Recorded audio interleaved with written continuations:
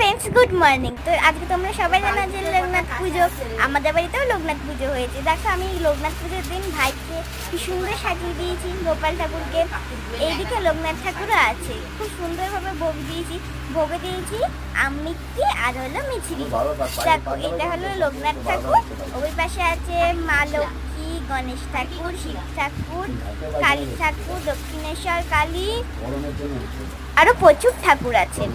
এ দেখো আমি আরতি করছি এখন ধূপ দিয়ে, গোপাল ঠাকুরকেও করবো। দেখো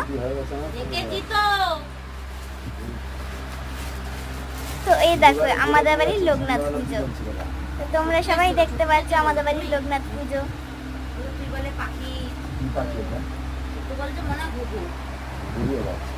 দেখো সবাই আমাদের বাচ্চা। এ দেখো ছবিও দিয়ে দিয়েছি কটা। বাই।